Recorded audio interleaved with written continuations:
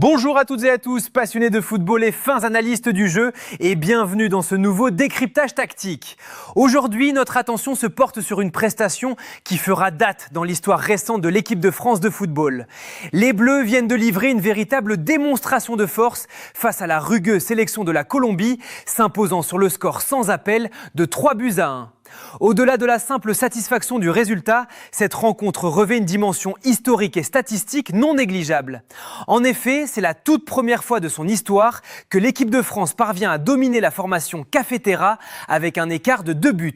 Jusqu'à présent, les confrontations entre ces deux nations s'étaient toujours soldées par des scores extrêmement étriqués, le bilan affichant 4 victoires françaises par un seul but d'écart et une défaite cuisante. Cette dernière d'ailleurs restait comme une écharde douloureuse dans le pied des tricolores. Un revers 3-2 subi au Stade de France en 2018 après avoir pourtant mené 2-0. Mais comme l'ont souligné les experts en plateau, cette page sombre est désormais définitivement tournée et reléguée aux archives. Cependant, ce qui rend cette soirée véritablement exceptionnelle et qui alimente les débats les plus passionnés, c'est la nature même du 11 de départ aligné par le sélectionneur. Pour cette rencontre amicale, insérée dans un calendrier international de mois de mars toujours délicat à gérer pour les organismes, le technicien français avait fait le choix fort et radical de procéder à un turnover intégral.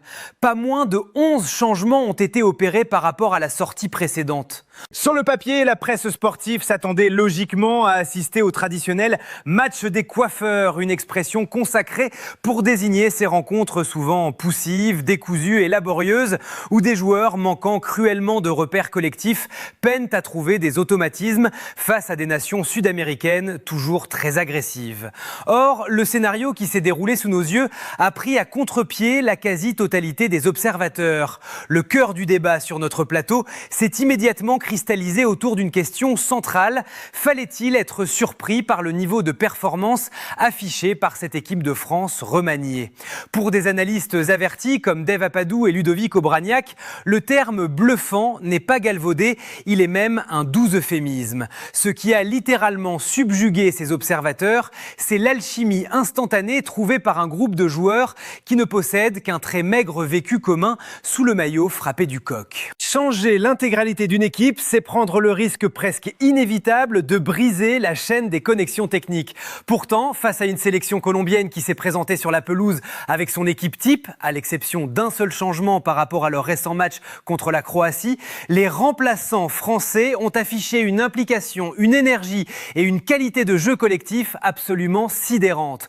Comme l'a fort justement souligné Obraniak, réunir de grands joueurs évoluant dans des top clubs européens ne garantit en rien la fluidité collective. Le football est une science complexe où les égos et les caractéristiques individuelles doivent s'imbriquer. Ce soir-là, la simplicité des enchaînements, la volonté farouche de faire mal à l'adversaire par des redoublements de passes, des crochets ravageurs et des déviations en une touche de balle ont témoigné d'un quotient intellectuel QI footballistique d'une rare élévation au sein de cette jeune garde. Loin d'être inhibés par l'enjeu de prouver leur valeur aux sélectionneurs à quelques mois d'une grande compétition internationale, ces joueurs ont récité une partition d'une justesse implacable, envoyant par la même occasion un message terrifiant au reste de la planète football.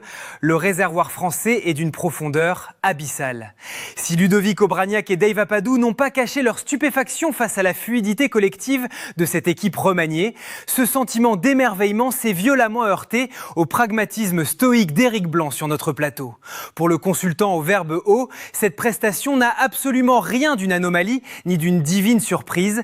Elle relève au contraire d'une logique implacable. Son argumentaire s'appuie sur une lecture froide et lucide des forces en présence. Comment feindre l'étonnement face à la domination tricolore lorsque l'on scrute à la loupe le pédigré des 11 acteurs alignés ? Bien qu'affublés du statut parfois réducteur de remplaçants, d'équipes bis, voire d'intermittents du spectacle, ces internationaux évoluent tous sans exception dans les plus grandes écuries du continent européen. Ils baignent au quotidien dans l'exigence tactique et technique du très haut niveau. Face à eux, la sélection colombienne a certes opposé des arguments athlétiques évidents et une rugosité physique caractéristique du football sud-américain, mais elle a affiché des carences béantes, un manque criant de créativité dans l'entrejeu et une inefficacité rédhibitoire dans les zones de vérité.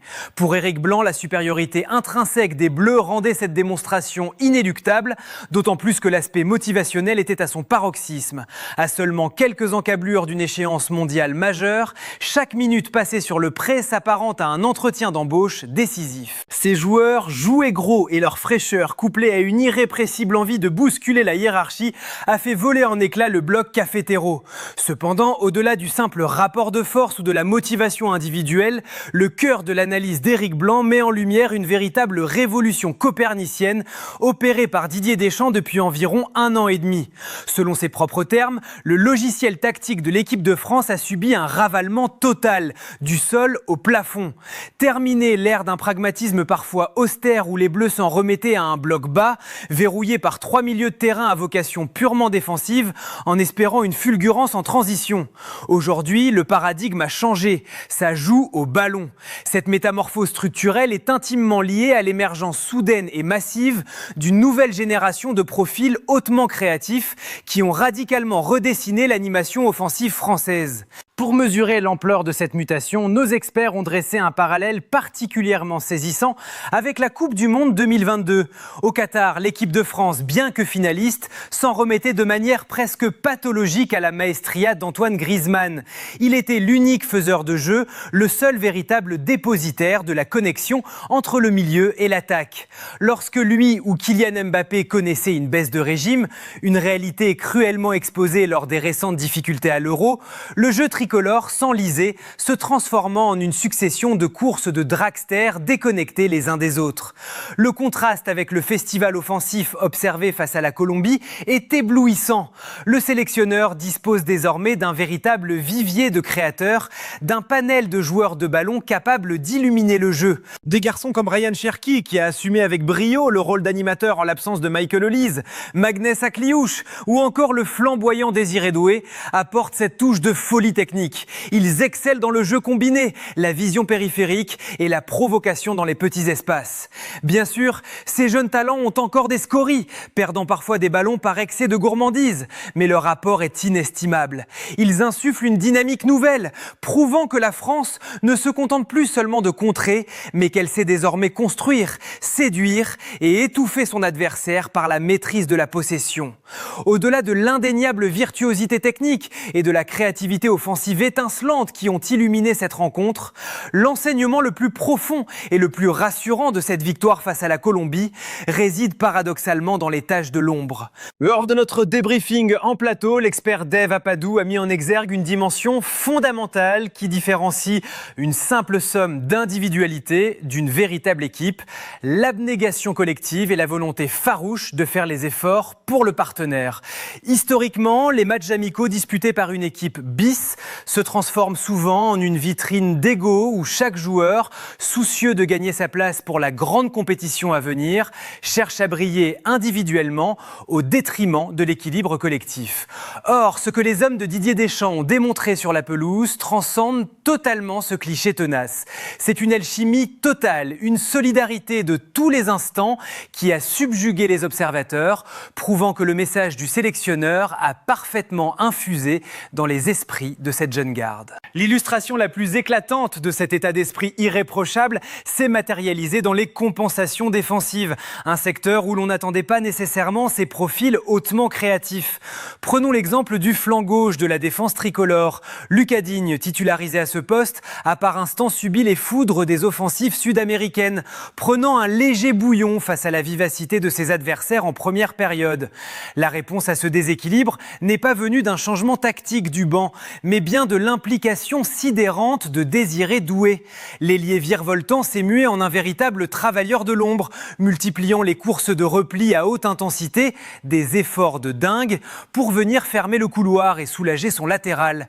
Ce sacrifice n'était pas un cas isolé. De l'autre côté du terrain, sur le flanc droit, Pierre Kaloulou était confronté à un défi titanesque, contenir les fulgurances de Luis Diaz, incontestablement l'un des tout meilleurs ailiers gauches évoluant actuellement en Europe. Face à ce poison constant, Magnès Akliouche a fait preuve d'une maturité tactique éblouissante, n'hésitant pas à redescendre très bas pour faire la prise à deux et soutenir son défenseur. Même Ryan Cherki, dont le profil a parfois été décrié pour son manque d'appétence défensive, semblait métamorphosé, ratissant un nombre incalculable de ballons, bataillant dans les duels comme s'il fêtait sa 60e sélection. Le Lyonnais a formé un tandem remarquablement complémentaire avec Warren Zaïre-Emery. Cette complicité sur le rectangle vert trouvait d'ailleurs son écho direct sur le banc de touche. À chaque réalisation française, les scènes de liesse collective voyant les remplaçants du jour courir, célébrer avec les habituels tauliers, comme Kylian Mbappé, ont témoigné d'une dynamique de groupe extrêmement saine. Mais pour que ces créateurs puissent se projeter avec autant de liberté et de justesse, encore fallait-il que les fondations de l'édifice soient inébranlables. C'est ici qu'intervient l'autre grande satisfaction de la soirée, la prestation impériale de Maxence Lacroix. Pour sa deuxième sélection seulement sous le maillot bleu, le défenseur central a affiché une sérénité et une autorité qui ont littéralement bluffé le plateau. Comme l'a très justement fait remarquer l'un de nos consultants, posséder dans son équipe de coiffeurs l'un des meilleurs défenseurs centraux de la rude première ligue anglaise, brillant avec Crystal Palace, est un luxe ahurissant. Lacroix a sécurisé l'axe central avec une aisance déconcertante, gérant la profondeur et les duels physiques colombiens avec le flegme d'un vieux briscard. Sa présence a agi comme une véritable caution sécuritaire, permettant à l'équipe de France d'évoluer un cran plus haut sur le terrain sans jamais craindre les transitions rapides de la tricolore sud-américaine. L'expression la plus parfaite de cette métamorphose tactique et de cette alchimie collective s'est indiscutablement matérialisée dans la construction même des buts tricolores. Lors de notre débriefing, le plateau s'est longuement attardé sur l'analyse clinique du premier et du deuxième but, véritable cas d'école d'une animation offensive fluide, limpide et dévastatrice. C'est presque du tableau noir, s'est enthousiasmé Olivier Royer, soulignant la logique implacable et la géométrie des circuits de passe proposés par les hommes de Didier Deschamps. Loin des exploits individuels stéréotypés et des percées solitaires qui ont parfois sclérosé le jeu français par le passé, nous avons assisté à un véritable récital de mouvements coordonnés. La recherche constante de l'espace libre, la multiplication des appels croisés et l'extrême justesse du timing dans les remises à une touche de balle, tout respirait l'intelligence situationnelle. Les joueurs, bien qu'évoluant rarement ensemble au coup d'envoi, semblaient tous miraculeusement branchés sur la même fréquence, partageant une longueur d'onde commune évidente. Cette fluidité déconcertante témoigne d'un vent de liberté inédit insufflé par le sélectionneur, permettant à cette formation d'exprimer son plein potentiel sans subir la pression inhibitrice d'un système excessivement rigide. Cette prestation majuscule vient conforter une théorie qui donne actuellement des sueurs froides à la planète football tout entière. Quelques jours avant cette rencontre, l'international belge Thomas Meunier avait lâché en conférence de presse une phrase qui résonne aujourd'hui comme une vérité terrifiante. La France peut aligner 3 équipes pour gagner la Coupe du Monde. Si cette affirmation ressemblait jusqu'ici à une simple ritournelle médiatique ou à une courtoisie diplomatique, la démonstration face aux rugueux Colombiens l'a transformée en une réalité implacable. Didier Deschamps ne se contente plus de doubler des postes. Il possède aujourd'hui le luxe inouï de les tripler, avec des éléments qui, selon l'expression consacrée sur notre plateau, valent au minimum 14/20 sur le bulletin de notes international. Lorsque la France décide de faire tourner son effectif, ce ne sont pas de simples coiffeurs pour faire le nombre qui entrent sur le pré, mais bien de véritables monstres athlétiques et techniques, pour la plupart titulaires indiscutables dans les écuries les plus prestigieuses de la Ligue des Champions. Pour mesurer l'ampleur de ce fossé abyssal qui sépare aujourd'hui le vivier français de celui de ses rivaux historiques, nos experts ont dressé un parallèle aussi cruel que révélateur avec l'équipe du Brésil. En observant une récente sortie de la légendaire Seleção, un constat troublant s'est imposé. Pour identifier certains joueurs brésiliens présents sur la pelouse, il fallait littéralement ouvrir Wikipédia. Un milieu de terrain auriverde articulé autour d'un Casemiro de 34 ans, visiblement à bout de souffle, et d'un jeune Andrei Santos en manque cruel de temps de jeu à Chelsea, symbolise cette perte de vitesse vertigineuse. Face à ce Brésil sans cœur de jeu que l'armada française aurait sans doute avalé au milieu de terrain avec une facilité déconcertante, les Bleus font figure d'épouvantail absolu. Et le constat reste tout aussi flatteur lorsque l'on scrute les autres géants du vieux continent. Que l'on observe l'Italie, l'Espagne, l'Allemagne ou même l'Angleterre, aucune de ces nations souveraines ne semble actuellement posséder une telle profondeur de banc ni une telle abondance de talent prête à éclore et à performer au plus haut niveau de manière instantanée. L'hégémonie de l'équipe de France ne repose plus seulement sur un 11 de départ galactique, mais bien sur une domination structurelle et démographique effrayante pour le reste du monde. Cependant, l'euphorie ambiante et le concert de louanges légitimes qui entourent cette prestation majuscule ne doivent pas pour autant occulter la lucidité de nos experts en plateau.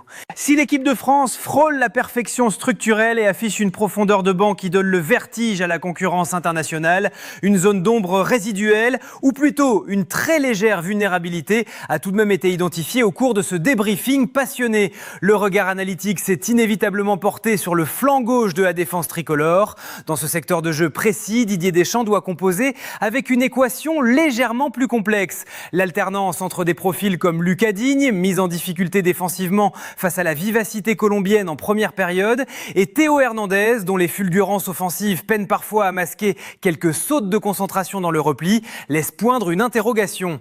Comme l'a souligné notre panel, c'est peut-être le seul et unique poste de cet effectif pléthorique où la France ne possède pas un vrai cador, un roc défensif absolu et indisputable de la trempe de ce que l'on peut retrouver dans l'axe ou sur le côté droit.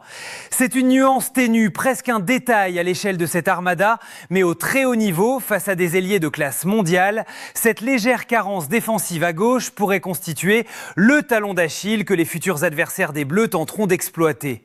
Malgré ce bémol mineur, le bilan global de ce rassemblement international de mars est d'une positivité écrasante pour l'équipe de France. À seulement quelques mois du grand rendez-vous mondial de 2026 en Amérique du Nord, les signaux envoyés par les hommes de Didier Deschamps sont tout bonnement effrayants pour le reste de la planète football. Le sélectionneur national a réussi un véritable tour de force tactique et managérial. Il n'a pas seulement rajeuni son groupe, il l'a métamorphosé. L'ère d'un football purement pragmatique et attentiste semble bel et bien révolue, remplacée par une identité de jeu résolument protagoniste, séduisante et créative. Le vœu pieux de Deschamps, qui affirmait vouloir tripler chaque poste avec des joueurs capables d'assurer à minima un 14 sur 20 d'évaluation internationale, s'est matérialisé sous nos yeux ébahis. L'équipe de France évolue actuellement dans un véritable état de grâce. Elle allie la puissance athlétique historique qui a fait sa renommée à une virtuosité technique inédite, portée par une nouvelle génération décomplexée et solidaire. La victoire autoritaire 3-1 face à une équipe de Colombie rugueuse et compétitive n'est pas qu'une simple ligne de plus dans le palmarès des matchs amicaux. C'est une déclaration d'hégémonie. Les Bleus ne se contentent plus de gagner, ils écrasent la concurrence par leur profondeur de banc et leur maîtrise collective, s'imposant plus que jamais comme les favoris absolus de la prochaine Coupe du Monde. Et vous, chers passionnés de football, partagez-vous l'enthousiasme débordant de notre plateau? Avez-vous été bluffé par la prestation de cette équipe de France bis face à la Colombie? Le côté gauche de la défense, Hernandez-Digne, est-il selon vous le véritable point faible des Bleus? La France possède-t-elle réellement 3 équipes capables de gagner la Coupe du Monde? Laissez vos analyses tranchées dans l'espace commentaire. N'hésitez pas à liker cette vidéo pour récompenser notre travail de décryptage et abonnez-vous à notre chaîne pour ne rien manquer de nos prochaines immersions tactiques. Vive le football et à très vite.